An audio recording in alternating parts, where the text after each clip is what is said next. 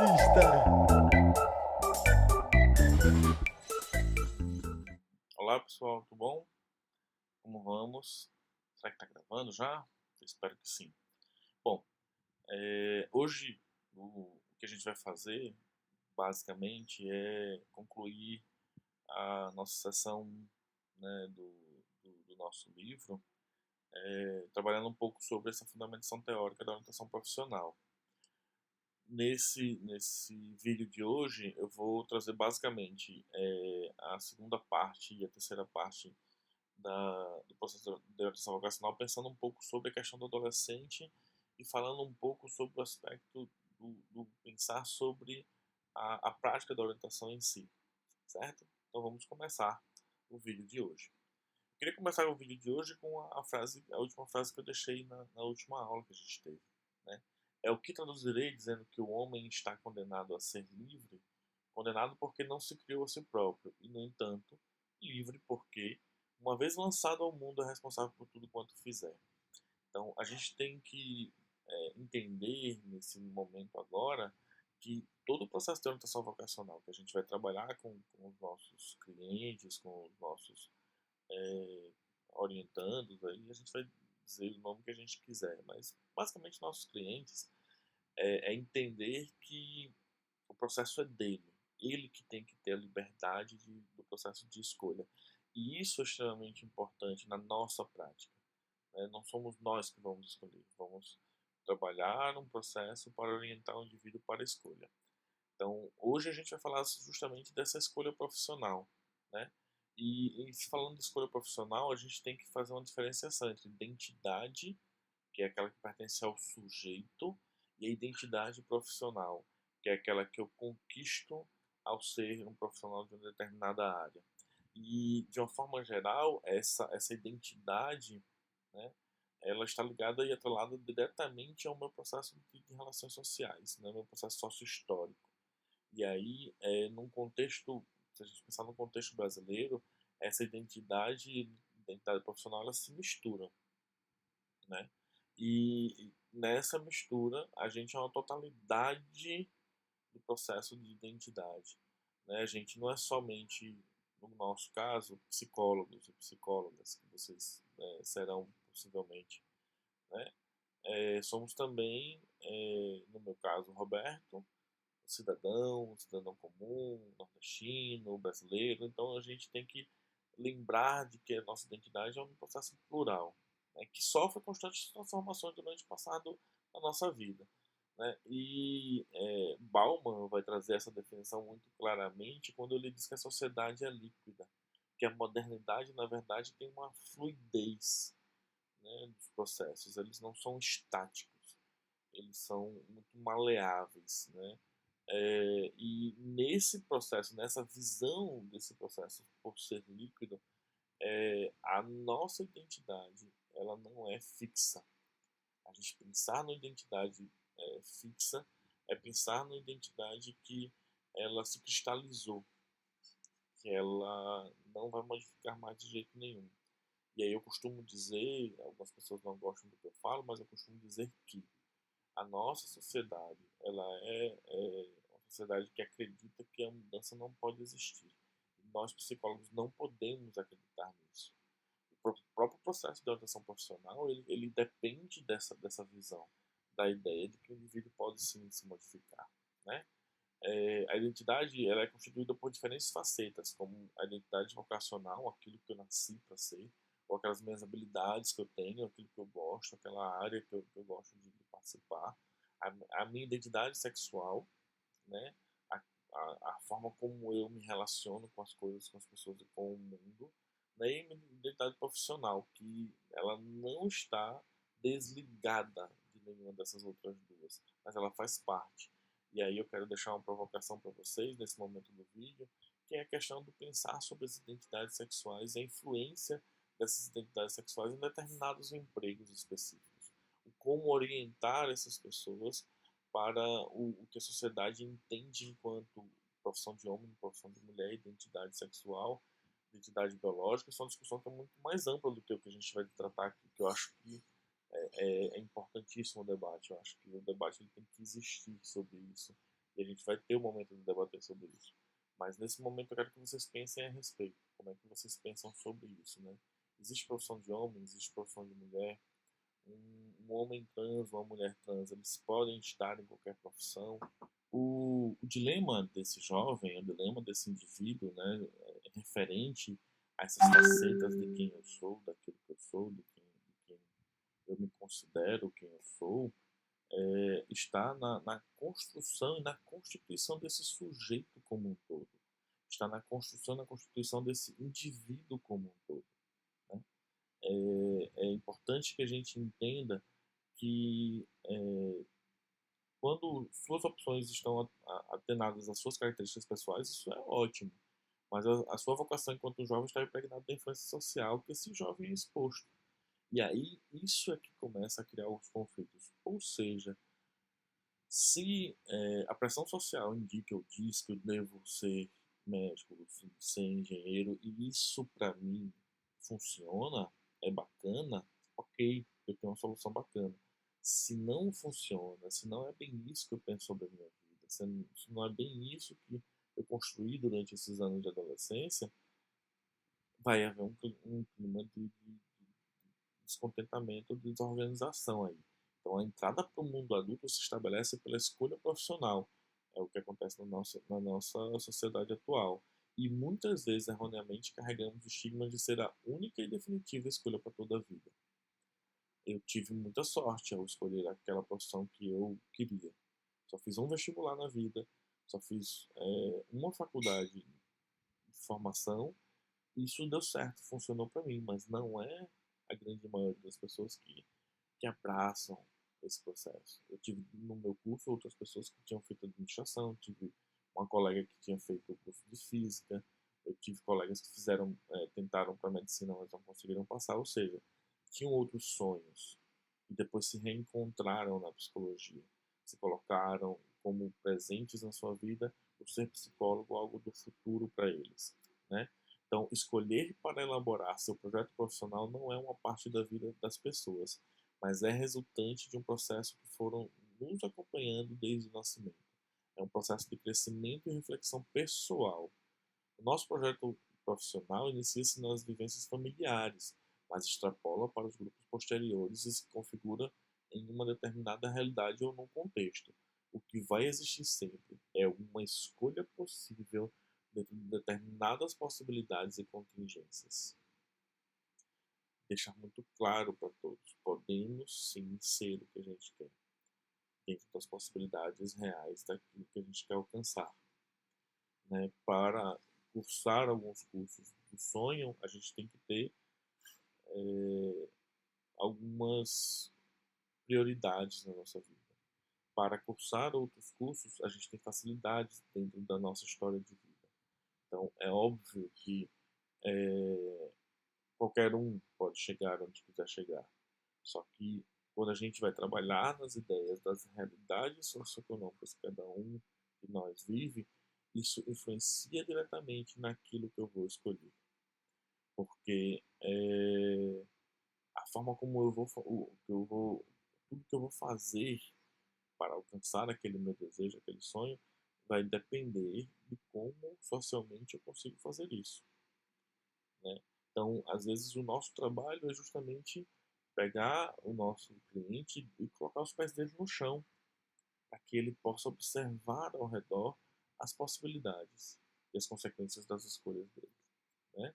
Na situação de escolha, deve-se estar consciente da necessidade do reconhecimento de que toda liberdade humana é uma liberdade situada, uma liberdade enquadrada no real, condicionada ou relativa, porque pensar numa liberdade absoluta implicaria desconhecer que determinado grau de obediência aos determinismos sociais e certa forma de dependência constituem uma propriedade de toda existência social.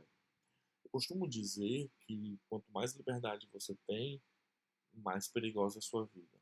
Quanto mais controle, mais segurança você tem, mais fácil a sua vida.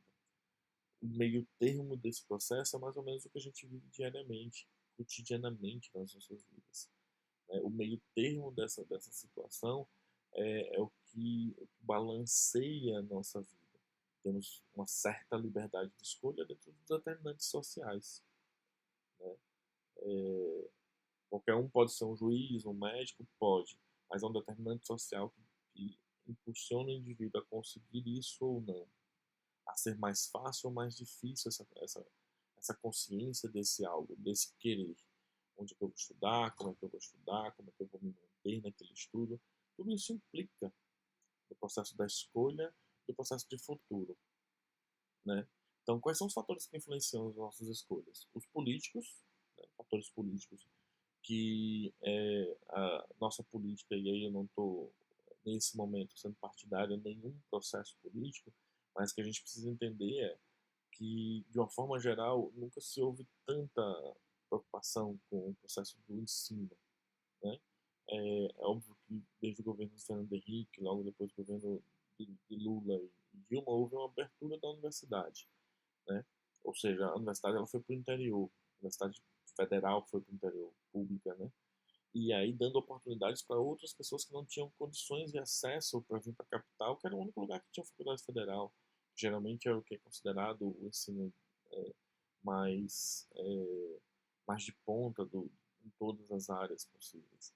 Então, houve essa abertura. Mas, em contrapartida, o ensino fundamental continuou do mesmo jeito, porque era a obrigação dos municípios e dos estados. E aí, se você não tem condições de ter o acesso à Universidade Federal, mesmo aquela que é mais próxima da minha cidade, vai continuar no mesmo processo. Então, a educação ela sempre foi impedida, de um certo ponto de vista, pelos processos políticos que dizem como prioridade nas campanhas, mas que não realmente são prioridades e não há muitas mudanças no ensino fundamental de base que dá essa base para o indivíduo chegar na universidade, na escolha de sua profissão com mais propriedade. Fatores econômicos, na abertura das faculdades públicas particulares, como eu falei, né, grande número de formandos, e o mercado não absorve os formandos, os salários baixam muito, então aquele sonho de cursar as três grandes áreas da, do aprendizado, das três grandes áreas da faculdade, que era a medicina na saúde, a engenharia na área de exatas e o direito na área de humanas, o salário dessas três áreas eles não são tão reais como se fala. Assim. Não é todo mundo que ganha o que ganha todos os grandes médicos, não é todo mundo que ganha o que o dono de um escritório de advocacia ganha. Você tem que trabalhar muito para chegar naquele ponto. E como houve abertura das universidades, mais universidades surgiram, mais pessoas surgiram qualificadas para o trabalho, o salário realmente baixa, porque eu tenho mais pessoas procurando um emprego. Quando eu tenho dificuldade de achar, as pessoas que são contratadas podem, de um certo ponto de vista, escolher. Eu quero esse trabalho porque esse vai me pagar mais, vai me pagar melhor.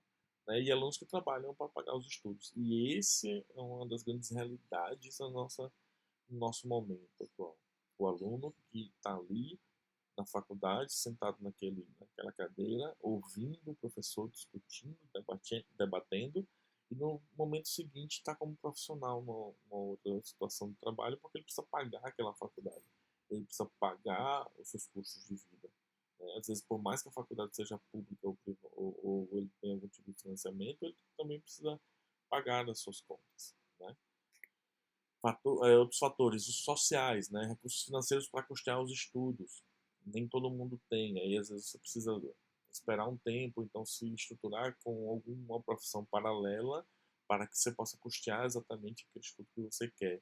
As diferenças entre classes, classe pobre e classe média alta, né? As facilidades que classe média e classe média alta tem para entrar na faculdade, para manter um filho na faculdade, e os pobres, a classe pobre, assim, tendo que correr o dobro da distância para, às vezes, galgar um pedacinho do que aquela profissão pode dar para ele. Né? A família, com incentivo, com o processo de apoio a esse indivíduo, né? E a grande busca das profissões que tem prestígio social e as que não têm. Né?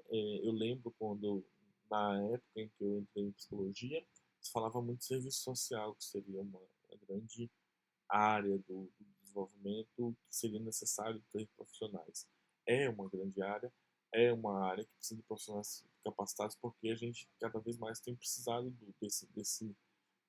de apoio de profissionais no âmbito social para as comunidades mais carentes. Porque você não tem emprego que pague devidamente a esses profissionais diante daquela formação que eles fizeram com excelência, né?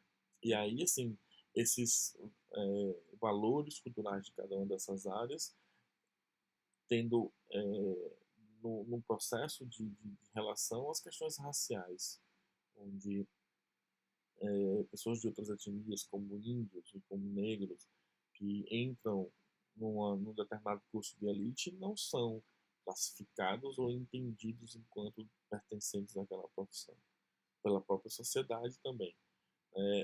Os fatores familiares, né, que por meio do seu grupo social estabelece parte dos nossos hábitos e interesses, assim. É, se meu pai e minha mãe são médicos, logicamente eu vou ser médico. Se meu pai e minha mãe são engenheiros, logicamente eu vou ser engenheiro. Às vezes há uma pressão da família de dizer assim, você só pode escolher determinados cursos. Determinados cursos você não vai fazer porque eu não quero meu filho cursando, sei lá, comunicação social. Vai fazer o que com isso? Né? As representações sociais das profissões também refletem a identificação e os valores pregados pelo grupo de família. E aí, ok ter um, um um filho advogado, mas não é ok ter um filho músico, formado em música pela UFBA. Vai viver de que esse meu filho? Fico preocupado com isso. Então, as expectativas dos pais, desde o nascimento dos filhos, geram uma expectativa também para esses indivíduos na hora da escolha. Eu acho interessante um vídeo que eu assisti há algum tempo, depois procurei no YouTube, que é uma entrevista da cantora Lineker, numa época ainda que ela estava transicionando, ela não se entendia ainda enquanto mulher trans. E aí ela conta a história de que ela nasceu numa família pobre, tudo, é, e a mãe e um dos tios disse para a mãe colocar o nome dela de Lineker, porque como ela era negra, ela era pobre, Lineker era um nome de jogador de futebol muito famoso, e já estava traçando o destino dela pelo nome. Né? E ela conta isso como uma grande piada, né? Assim, eu deveria ter sido um jogador de futebol, e não sou, né? Sou Lineker. Eu procurei esse vídeo, eu vou tentar botar na descrição, né, para a gente discutir um pouco sobre o que ela fala, sobre as escolhas, sobre a imposição da família, sobre aquilo que ela escolheu. Né? Fatores psicológicos, o autoconhecimento do indivíduo, né? Buscar se entender, se quem eu sou, quais são as minhas habilidades, e é isso a orientação profissional vai buscar no indivíduo. O auxílio da escola em fazer com que o jovem pense sobre o seu projeto de vida, então a escola ter, daqui a pouco a gente vai falar um pouco mais sobre isso, mas a escola tem que ter a sua própria, no seu próprio programa, o pensar sobre as profissões e sobre o futuro. Isso, e as suas próprias experiências com as profissões, que às vezes nós não temos. Então, providenciar essas experiências, ou às vezes a gente tem na família alguém que tem aquela profissão, e isso acaba sendo influente para a gente, só que às vezes acaba limitando, porque a gente só conhece aquelas profissões que a gente tem familiares nela. Então a escola tem esse papel de buscar e de mostrar um pouco mais sobre essas questões. E às vezes o período de desenvolvimento. A gente sabe que a adolescência é uma fase muito conturbada e não é um período bom para escolhas, né? Não é um período tão bacana para você tomar uma escolha que vai ficar pro resto da vida. E que isso é o que fica na cabeça do adolescente. Ele acha que essa escolha tem que ser pro resto da vida e não é, né? E aí, já entrando na unidade 3, né, quais são os tipos e contextos de orientação profissional, né?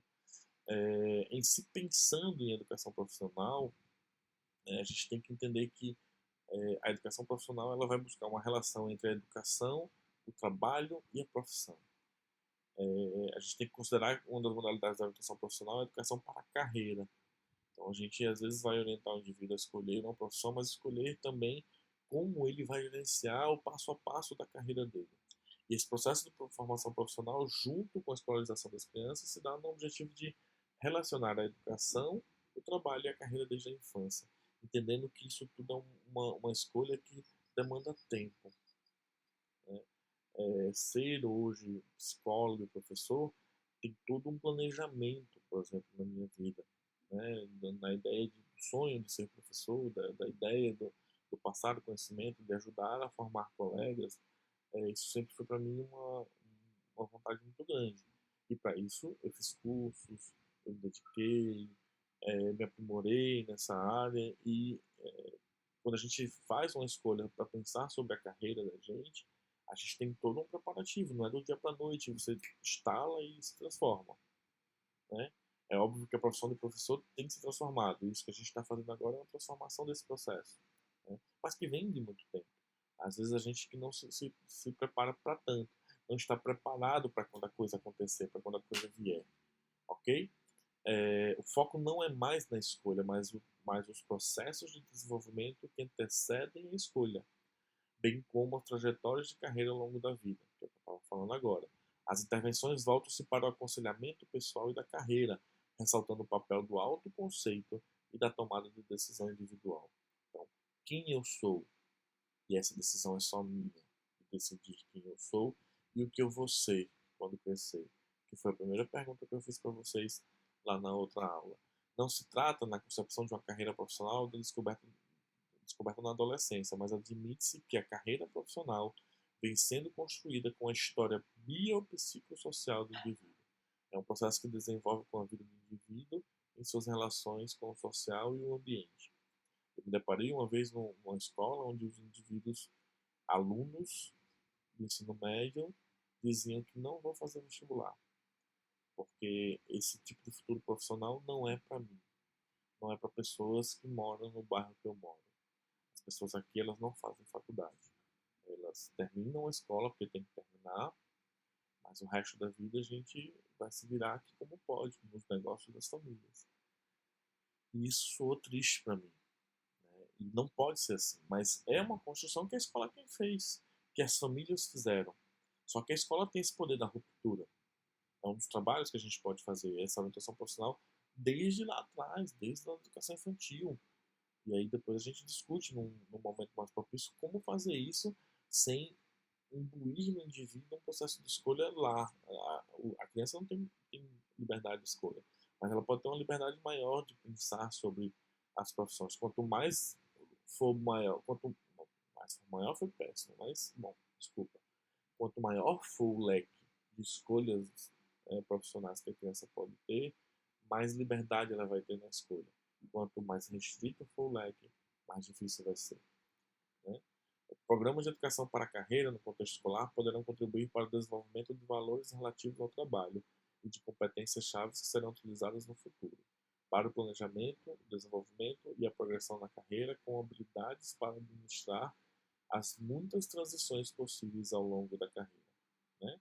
A educação para a carreira teria como objetivo utilizar-se do sistema educacional para estabelecer uma ligação clara entre seus conteúdos e as práticas profissionais, despertar nos alunos a percepção da relação entre o trabalho e o estilo de vida escolhido, além de poder incentivar o desenvolvimento das competências necessárias para o mundo do trabalho.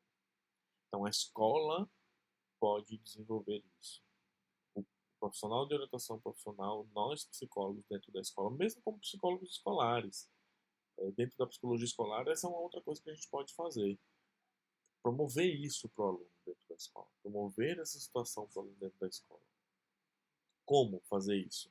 Com atividades extracurriculares, né? Um curso fora da grade curricular, proporcionar atividades para os alunos que quiserem, no horário extra, no horário contrário, né?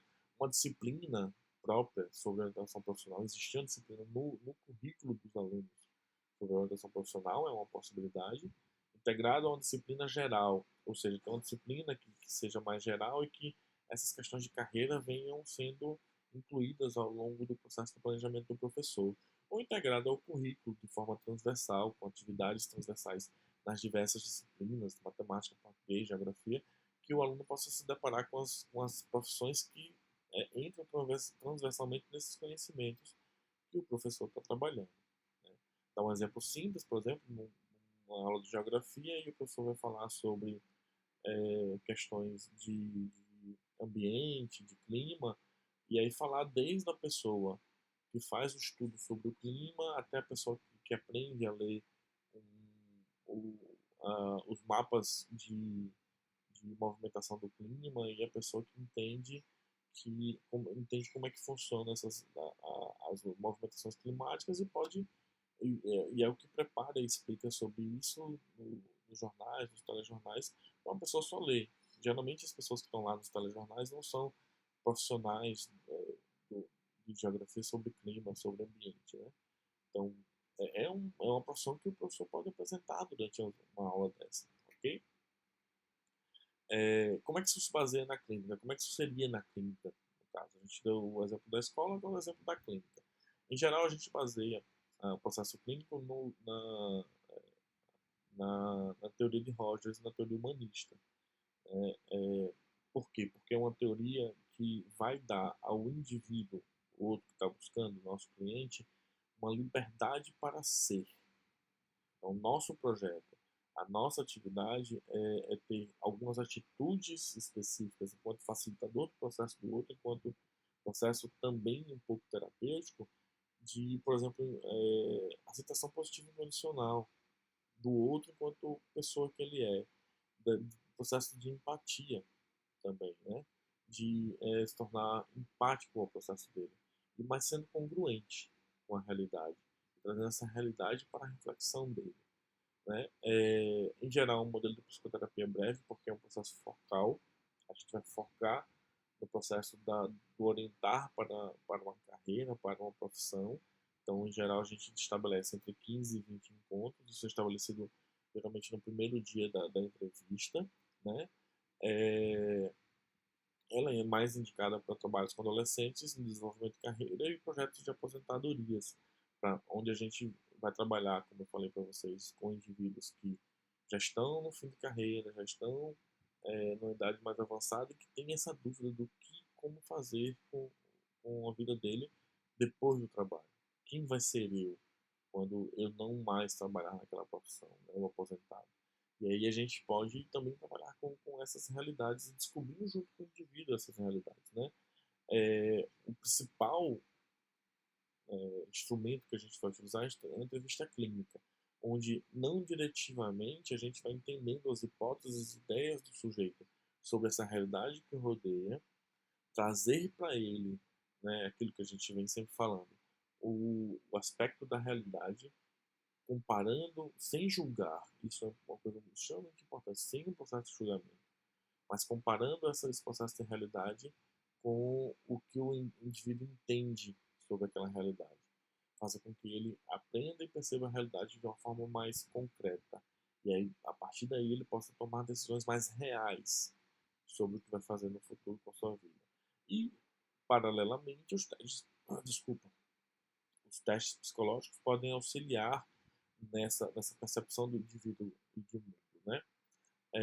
Nas organizações, o orientador profissional, com suas experiências e conhecimentos, as atitudes de uma pessoa se modificam e as considerações que a levam para determinado emprego podem não ser relevantes para a sua atual maneira de pensar.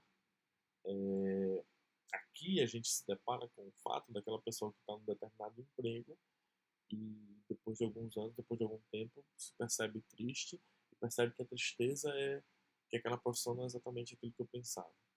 E a minha vida mudou de um jeito que hoje essa profissão funcionava, mas hoje isso não faz mais sentido para mim. E aí o orientador profissional vai pegar esse indivíduo, vai trabalhar com esse indivíduo dentro das empresas para pensar numa recolocação profissional, em que outros ambientes seria mais interessante trabalhar, o que é que hoje faz parte da minha vida que isso pode ser mais tranquilo para mim, né? A mudança para a nova escolha implica romper com o que se tem agora. Isso é um processo de perda. Deixamos o habitat seguro e nos lançamos ao novo. Mudar paradigmas nos causa insegurança pela instabilidade gerada pela nova situação. É óbvio, às vezes o processo de paradigma, dessa mudança de paradigma chega aos 30 anos de idade. O indivíduo já tem uma carreira em ascensão. E aí ele pensa, poxa, e agora eu vou deixar tudo isso por algo novo, mas e se tudo isso tem me causado angústia e tristeza? A ruptura põe fim às ilusões, isto é, ela obriga a pessoa a tomar consciência de si mesma, de seus desejos e de todos os determinantes internos e externos que impediram de realizar-se profissionalmente, né? Então, a reorientação profissional tem por objetivo facilitar a atualização do profissional no mundo do trabalho, auxiliar na ruptura com a antiga escolha e clarificar novas possibilidades, além de propiciar uma reflexão das relações que se estabelecem com o trabalho ao longo da vida. Ou seja, eu vou atualizar, o indivíduo ele vai ter escolhas a fazer e ele vai ter um caminho mais claro do futuro que vai seguir. A intervenção do psicólogo deverá sempre caminhar para a integração entre a vocação e sua identidade profissional, não afastando muito o indivíduo disso, né, desse processo de realização. Quando um outro modelo é o trabalho, da possibilidade do trabalho de grupo, né? E aí a gente vai sempre cair nas comparações do processo individual e do processo de grupo. O que eu posso dizer a vocês é que o grupo, ele, principalmente de adolescentes, ele tem um processo de autorregulação. Um outro adolescente acaba ajudando o colega a entender um pouco mais sobre a realidade a partir das suas próprias experiências. E essas experiências trocadas criam, dentro daquele ambiente, um ambiente mais propício para a experimentação. E aí o indivíduo, os adolescentes se sentem mais livres para experimentar possibilidades, né? Eu gosto muito mais do trabalho de grupo do que do trabalho individual. Eu acho que o trabalho de grupo ajuda os adolescentes entre si, né? E faz com que o processo seja um pouco mais individualizado no sentido de que, depois das minhas relações com os meus colegas, eu tomei uma decisão. Eu tomei para mim uma determinada decisão, né? E todos acabam se ajudando mutuamente. É muito bacana o trabalho de grupo. Então tem essa diferença. Às vezes as pessoas têm um pouco mais de dúvidas sobre o estar em grupo, né? Mas existem muitas vantagens desse processo grupal. E aqui, por fim, né, para começar a finalizar essa aula de hoje, eu queria trazer para vocês alguns aspectos técnicos do processo de atendimento à orientação profissional. Primeiro aspecto que é extremamente importante, isso é uma coisa complexa demais, né, que são os documentos psicológicos. A gente vai precisar redigir um laudo, redigir um parecer para o nosso cliente. E há no site do CFP e do CRP a resolução que fala sobre esses documentos. Eu vou querer ter muito cuidado com isso aqui agora.